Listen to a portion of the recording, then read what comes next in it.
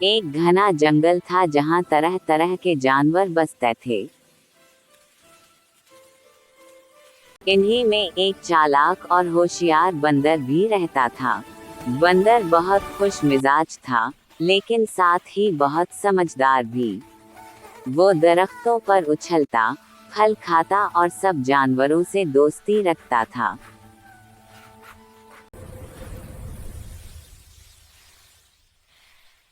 एक दिन जंगल में सख्त कहत पड़ गया।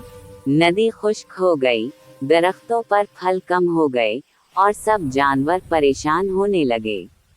लोमड़ी, खरगोश, हिरन सब मिलकर मशवरा करने बैठे। बंदर भी उनके साथ था। सबने कहा कि अब क्या करें?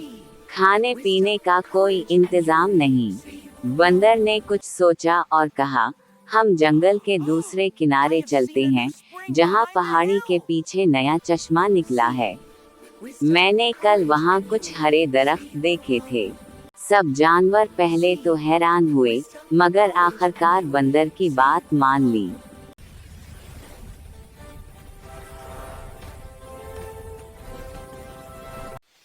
अगले दिन सब बंदर की रहनुमाई में रवाना हुए। रास्ता कठिन था, लेकिन बंदर दरख्तों से छलांगे लगाता आगे बढ़ता गया।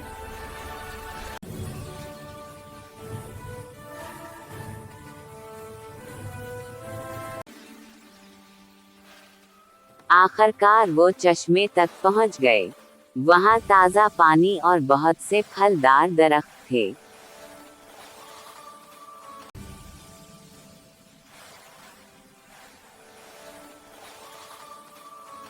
सब जानवर खुशी से झूम उठे।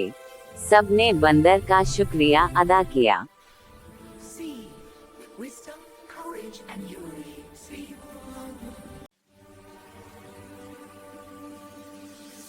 बंदर मुस्कुरा कर बोला, मुश्किल वक्त में अक्ल और हिम्मत ही सबसे बड़ी ताकत है।